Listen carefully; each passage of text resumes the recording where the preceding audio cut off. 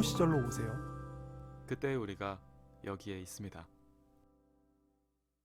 되게 좀 흥미로웠어요. 오늘 이 영화 이야기를 하면서 막 네. 사실 좀 정리되지 않고 정돈되지 않고 막 던져내기도 했었는데 그 과정에서 또 묘하게 공감되는 부분들도 네. 많이 있었던 것 같고 저는 꿈 얘기를 했었으니까 네. 그러면 이 영화를 좀 꿈처럼 다 바라볼 수 있는 시선도 있고 그리고 이상 선생님 말씀처럼 그러니까 해리성 장애를 좀 네네네. 거쳐서도 이 사람이 어찌 보면 지금 치유되고 있는 과정의 한 모습일 수도 있겠다라는 생각은 들거든요. 이게 이 꿈이든 맞아. 뭐든 어떤 치료의 과정 중에 있는 게 아닐까라는 맞아. 생각도 들었었는데 그러면 조금 가볍게 여러분들께서는 내 안에서 나는 어떤 사람인데 네. 좀 이런 모습의 나였으면 좋겠다라고 생각하는 지점의 어떤 캐릭터가 있어요. 나는 좀 이런 모습으로 됐으면 좋겠어. 네. 마치 뭐 에드워드 노튼은 위축돼 있는데 그 반대급으로 타일러가 더들이 나왔던 것처럼 네. 원호 씨나 이상 선생님은 본인들의 삶은 지금 어떤 느낌인데 음. 만약에 새로운 인생을 산다면 지금 같은 패턴이 아니라 다른 패턴으로 산다면 나 어떻게 한번 살아보고 싶어 이런 이렇게 그런 모습이 그러니까 있는지. 저도 이거에 대해서 생각을 해보다가 이제 제가 되게 오랫동안 알고 지내는 분 중에 지금 이제 주로 연예인들이랑 일을 하시는 분이 계세요. 네. 근데 그분이 저한테 이렇게 얘기하신 적이 있거든요. 오늘야 너가 만약에 다시 태어났는데 그냥 아무리 봐도 연예인이 될 수밖에 없는 외모로 태어났다면 너무 좋겠다. 기분이 어떨 것 같냐라고 얘기를 하면서 정말 그들이 살고 있는 되게 또 다른 그런 세상에 대한 뭔가 상상을 하게 만드는 질문을 하신 적이 있거든요. 근데 이 질문에 답변을 하기 위해서는 제가 덕질을 했었던 제가 어떤 연예인에 깊이 빠졌었던 적이 있거든요. 네. 그 과정이 사실은 이 질문에 대답하는 하나의 그런 힌트가 될 수 있을 것 같다는 생각이 들었어요. 어떤 연예인이냐면 우리나라에서 가장 유명한 일본인 중에 한 명인데 기무라 타쿠야라고 하는 네, 일본 네. 연예인이에요. 이 사람이 제가 이 사람을 25살 정도의 어떤 우연한 영상을 통해서 알게 되면서 봤는데 저한테 있어서는 되게 쉽게 말해서 동경의 대상이 됐었던 거죠.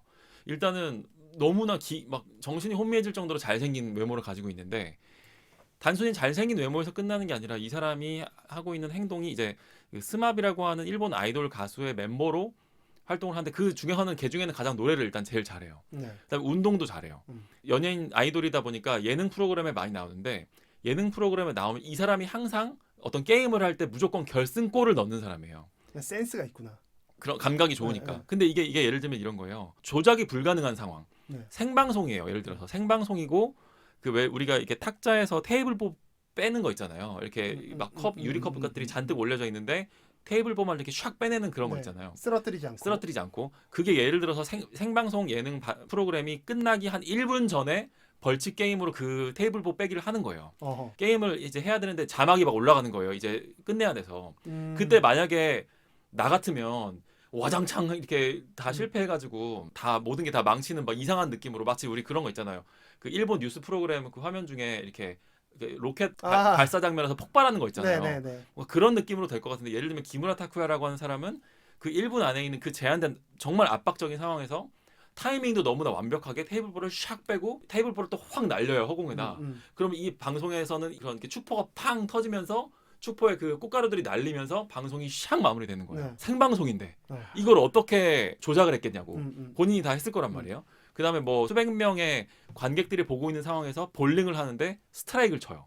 항상. 그러니까 이런 것들이 한두 번 반복되는 게 아니라 매번 반복이 되니까 일종의 큰 경기의 사나이네. 큰 경기의 사나이에요. 항상 골을 넣고 언제나 결정을 하는. 해결사. 네. 그런데 얼굴도 그렇게 생기고 그치. 그다음에 막 뭔가 드라마의 그 일본에 있는 그 연예계의 역사에 수많은 뭔가 드라마들을 만들어낸 사람이고 그런 사람을 보면서 제가 한동안 제가 빠져 있었던 적이 있었거든요. 그런 모습들이 저의 물론 이건 사실 저만이 아니라 일본 남자들이 되게 많이 빠져 있었던 거기도 한데 뭔가 저의 어떤 인생과 되게 대비를 이루면서 저의 되게 워너비로 아주 강력하게 기능했었던 적이 있었어요.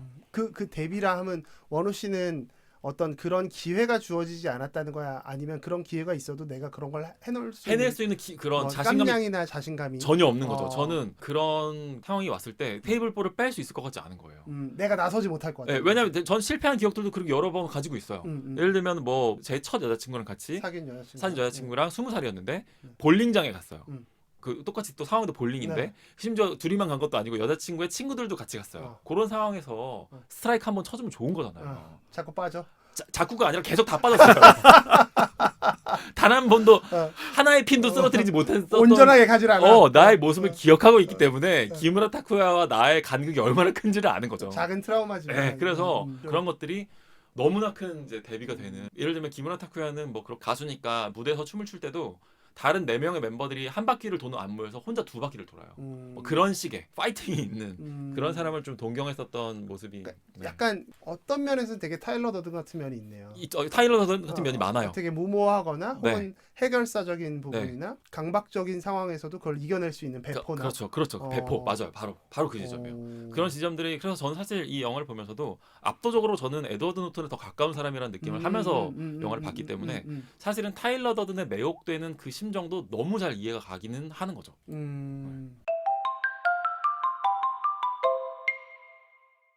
이상 선생님은 어떻습니까? 한 번 더 다른 기회가 주어진다면 어떤 삶을 한번 살아보고 싶어요? 저는 그러니까 뭐 오늘 영화를 이야기를 하다가 나오는 네. 질문이어서 네. 제가 그림자라는 표현을 쓰기도 네. 했었는데 이 네. 그림자를 자꾸 살려내면서 살아야 되거든요. 그 그 2번의 기회가 아니고 지금 현재 이거를 어떻게 살릴 수 있는 걸까? 네. 이 그림자를 살릴 수 있는 그러니까 살리고 싶은 그림자가 어떤 건가라고 했을 때 제가 요즘 스케이트보드를 타기 시작했어요. 네. 오, 요즘 네. 최근에 와서 최근에 그 뭐 자주 타지도 못하지만 이게 이제 어렸을 때 제가 너무너무 타고 싶었었는데 네네네. 저 어렸을 때는 약간 불량 학생들이 많이 타기도 하고 네네. 그렇죠. 뭐 부모님들도 절대 이제 사주지 않을 것 같은 그런 어떤 위험해 보이니까. 그렇죠. 위험해 보이기도 하고. 근데 이제 저는 어렸을 때 너무 타고 싶었는데 네. 그걸 최근에 이제 큰 마음을 먹고 샀어요. 네. 사고 타니까 너무 행복한 거예요. 오호. 다른 거를 할 땐 그렇게 행복감을 느끼지 못했었는데 내가 이거를 하고 싶었었구나. 이런 걸 취미로 하면서 살고 싶었었구나 하면서 굉장히 큰 만족감을 지금도 느끼고 계신 거죠? 맞아요. 그러니까 저는 어떤 와나비 막 굉장히 유명해지고 돈을 엄청나게 벌고 싶고 혹은 네. 뭐 사람들 앞에 나서는 걸 별로 좋아하지 않거든요. 네. 근데 이제 사람들 앞에 나서는 거 별로 좋아하진 않는데 말은 굉장히 잘하고 싶어요. 말은 막 조던 피터슨처럼 막 하고 싶고. 그게 진짜 멋있는 거니까. 그래. 조던 피터슨. 그죠. 그러니까 뭐 사람들이 알만한 요즘 많이 네. 알만한 네. 사람으로 이제 고른다면 그러면서도 토니 호크처럼 스케이트보드도 관중 없어도 혼자 너무너무 잘 타고 싶고 그 해변에서 서핑도 너무 해보고 싶고 네. 그런 삶을 좀 살아보고 싶어요. 그래서 그게 이제 너무 멀리 있는 게 아니라 조금씩 내 삶에 구현하면서 살아야 되겠다 하는 마음으로 산 게 스케이트보드예요. 그걸 상징하는 어떤 하나의 오브제일 수 있겠네요. 그러면 그 그림자라는 거에 대해서 한 번 더 좀 정리를 한번 해주시겠어요? 그림자는 네. 이제 분석 심리학에서 이제 사용하는 개념인데 나한테 있는데 네. 없다고 생각하고 싶거나 있어서도 안 된다고 생각하거나 스스로 자기가 자각하기에 그렇다는 거죠. 그렇죠. 네. 그렇죠. 이게 뭔가 내 삶에 있어서도 안 되는 어떤 배격하고 싶은 배격하게 되는 네. 이런 나의 일부분인 거예요. 그러면 나의 싫은 모습이라고 해석해야 되나요? 아니면 없었으면 하는 감추고 모습, 싶은 있어서도 안 된다고 생각하는 모습, 어. 감추고 싶은 모습, 뭐 이게 다 해당이 될 수 있겠죠. 그런데 그게 되게 열망하는 거인 경우도 그렇죠. 있다는 거죠? 열망하거나 내 안에서 살려내야 되는데 싫거나 그래서 뭔가 이렇게 눈앞에 어떤 난관을 헤쳐나가지 못하게 되기도 하고. 그러니까 자연스럽지 못한 거네요. 어떻게 보면. 그래서 이제 이 선생님께서는 어렸을 때 그 스케이트보드 자체는 되게 가치 중립적인 건데 그거를 바라보는 사람들의 시선이나 이 우려 때문에 덮어둔 거라는 거죠.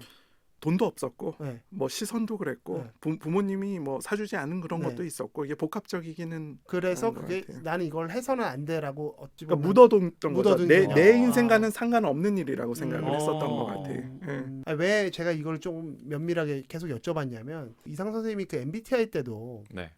우리가 뭐 INTJ든 뭐든 ISFJ든 뭐 이렇게 만들어진 것 자체도 의미가 있지만 한 나이 60 정도가 되면 호시절에서 하셨던 말씀이에요. 이게 더 이상 통하지 않는다라는 걸 느끼게 됐을 때 자신의 어떤 주 메인 핸들이 아닌 네. 그 반대가 되는 성향을 조금 트라이를 해보는 게 좀 의미가 있기 때문에 MBTI를 통해서 나의 반대 성향을 좀 생각해보는 것도 되게 중요한 뭐 이렇게 캐치 포인트다 이런 말씀을 하셨었던 거랑 전 되게 비슷한 맥락이라고 지금 들었어요. 그래서 그림자라는 게 내가 배격하고 싶거나 이건 결국은 다 나를 알아가는 과정이잖아요. 나라는 사람을 너무 단정짓지 말아라. 그래서 내 안에 숨겨진 욕망에 있어 욕망이 발견된다면 그거에 조금 용기 내서 반응해봐라.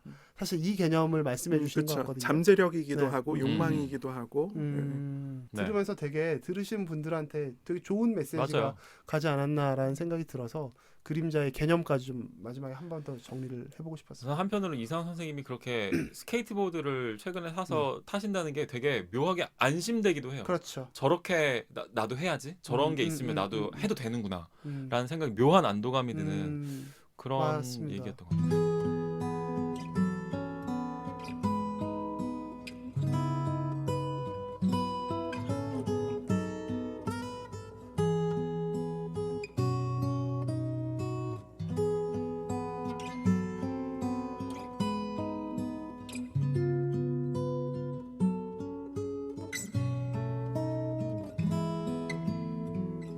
우리의 호우 시절.